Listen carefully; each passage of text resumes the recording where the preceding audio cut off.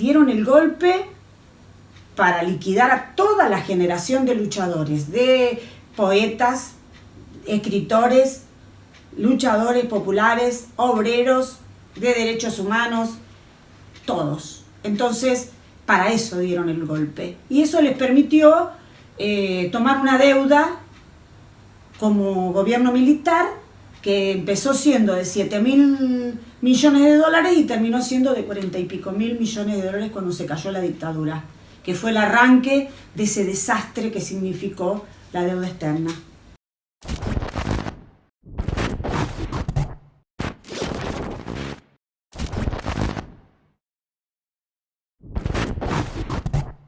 Cuando yo empecé a militar en el PST ya era clandestino el partido porque le habían volado varios locales y entonces no había locales, los equipos se reunían cambiando de lugar y nadie sabía cómo se llamaba verdaderamente, ni dónde trabajaba, ni dónde vivía cada uno de los compañeros que integraban el equipo. Era la mejor manera de tener seguridad para la vida, por si caían presos cualquiera de los integrantes del partido. En ese momento todos teníamos otro nombre y el mío era Anita, Ani, me decían. Y bueno, seguro que muchos, hasta que me habrán visto, conocieron, en otro momento conocieron mi verdadero nombre. Y nosotros teníamos como una doble vida en esa época, porque vos tenías amigos, compañeros de trabajo, que algunos sabían y otros sospechaban y otros no sabían, y a los cuales vos les dabas una casa donde podían ir a buscarte, que probablemente no era la casa donde vivías, y entonces, bueno, uno tenía relaciones con amigos y después tenía las relaciones con el equipo del partido y con los compañeros del partido, donde uno tenía que llegar al horario en que había hecho la cita y no podías quedarte más de unos minutos esperando, creo que eran 5 minutos esperando que venga el compañero de la cita, porque te tenías que ir, porque podría ser que lo habían agarrado y te venían a buscar y te levantaban. Entonces, eso era estricto. El terrorismo de Estado no empezó con el golpe, empezó antes, con las AAA que hicieron el gobierno peronista de Isabel Perón, con López Rega y del cual Perón estaba en conocimiento. Y ellos empezaron y a nosotros nos dieron durísimo, porque tuvimos 2 matanzas importantes, la de Pacheco y la de La Plata, de compañeros, y además de dirigentes individualmente, y así hicieron con montones de luchadores porque era la forma en que intentaban quebrar la estructura con una gran complicidad de la burocracia sindical, porque la burocracia sindical en muchos casos fue parte de las 3A y participaron y ayudaron a señalar a los compañeros a los cuales las 3A mató. Es más, a mí me tocaba a veces tareas de ir a buscar el grueso de los periódicos que iba a repartir la regional.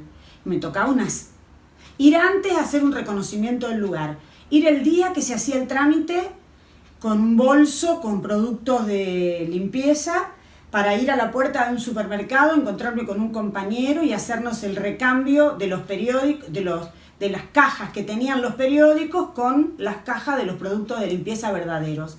Era todo, todo era así. Entonces, y después traer cada cual y transformarlo de la caja a la cajita. Hasta si era una compañera lo podías poner adentro de una toallita higiénica porque los periódicos se hacían con papel biblia, entonces entraban. Entonces uno buscaba la cosa más natural. Entonces el reparto de los periódicos te llevaba una temporada.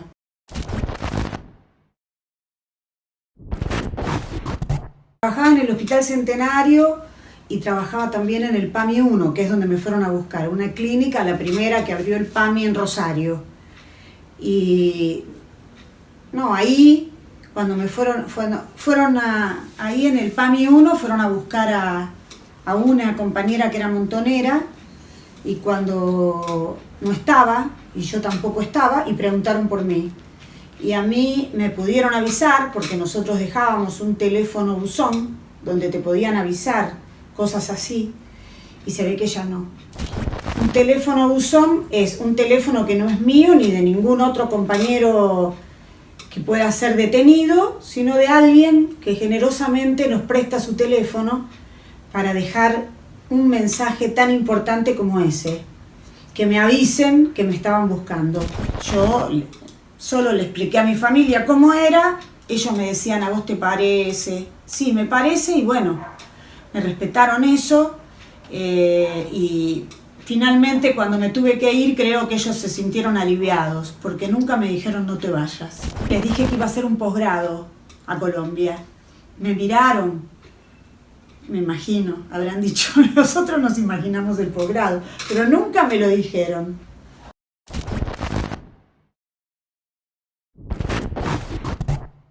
Para nosotros era distinto, no dejaba de ser un exilio, pero nosotros nos exiliábamos en lugares en donde el partido se había sentado afuera del país, porque teníamos un partido hermano que nos ayudaba a quedarnos y que era parte de la construcción de la Internacional de ese momento. Entonces yo fui a Colombia y estaba el PCT colombiano, y entonces con ellos teníamos digamos toda una estructura de apoyo que no era poca cosa, porque los compañeros montoneros se iban a cualquier lado donde caían y hacían lo que podían. Nosotros no.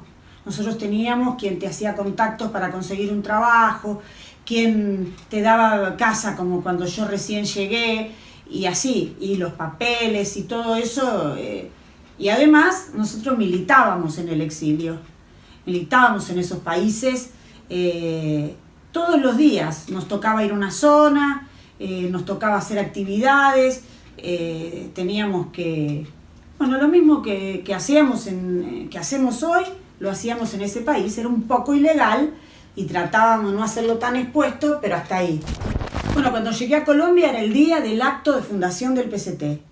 Entonces, cuando bajamos, empezamos a ver banderas rojas que iban al acto, que bueno, fuimos para allá y allá me lo encontré a Nahuel Moreno. Nosotros no sabíamos quién estaba en cada lugar y lo reconocí por la foto del método de interpretación de la historia argentina, que atrás tenía una foto de él. Lo reconocí y ahí vi que estaban en legalidad, que cantaron la Internacional, que, bueno, imagínense que yo venía de un lugar donde no había ni locales, así que fue muy emocionante.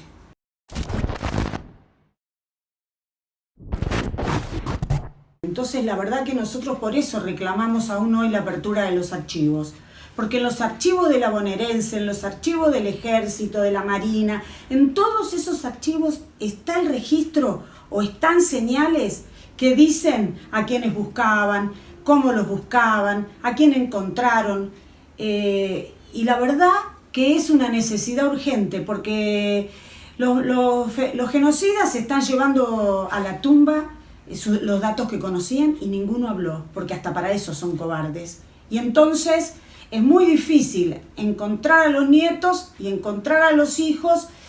Solo se aceleraría un poco si se abrieran los archivos. Por eso no los quieren abrir, porque además deben tener todas las complicidades de la iglesia, las patronales, los militares y los gobiernos burgueses.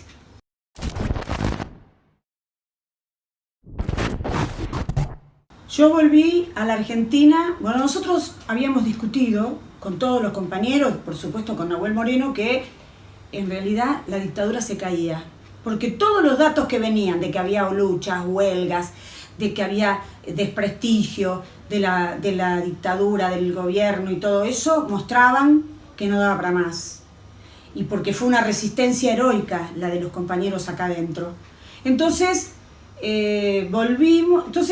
discutimos que había que volver y hacer la prueba. Y entonces me ofrecieron, junto con el compañero Mario Doglio, que había sido apoderado del PCT, por lo tanto era muy conocido, que si no hacíamos una prueba de entrando por el aeropuerto, porque opinaban que te seguían después, y así hicimos. Vinimos con él, entramos y del otro lado estaban los compañeros mirando si pasábamos o no pasábamos, para después volver todos. Y así fue, nosotros pasamos y eso significó que por ahí se podía volver. y empezaron a volver todos los compañeros, por eso abrimos el local de Perú antes, casi para la época de Malvinas, porque yo vine antes de Malvinas. O sea, la dictadura cayó con Malvinas y yo vine antes.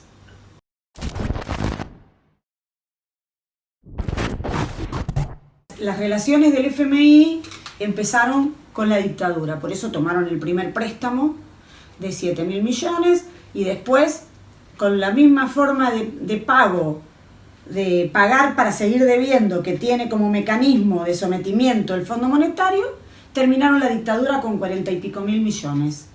Y a partir de ahí, el circuito siguió igual, siempre, para llegar a los 300.000 millones y pico que debemos ahora, siempre con el mismo mecanismo, que era pagar para seguir debiendo. Y pagar con los derechos de todos, de los trabajadores, los derechos sociales, los derechos políticos, represión si es necesario, todo lo que hacen para pagar. Soy querellante junto a otros compañeros contra el Fondo Monetario porque los considerábamos copartícipes necesarios de los delitos de lesa humanidad que cometió la dictadura. Porque si ellos no le hubiesen prestado la cantidad de millones que significaron el inicio de la deuda externa, no hubiesen durado tanto. Entonces, por eso también, en ese ángulo, los enjuiciamos.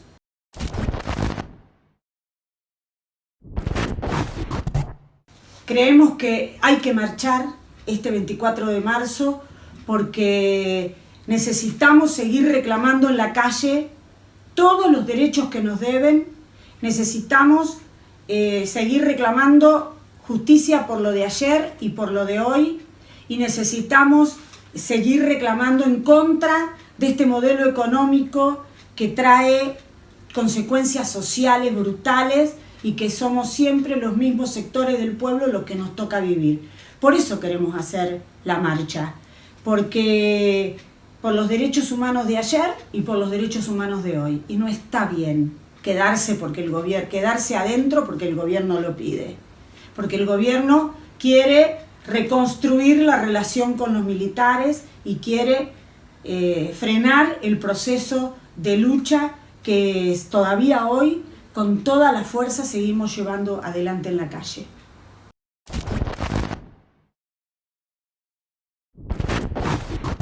Cada vez que ellos intentaron construir impunidad con todas las leyes que favorecían a los genocidas, la ley de punto final y obediencia debida, el indulto, que cada gobierno burgués de turno hizo, el pueblo salió a la calle y tuvieron que retroceder. Siempre, hasta ahora. Entonces, por todo eso, es que no podemos abandonar la calle. Siempre los hicimos retroceder en la calle.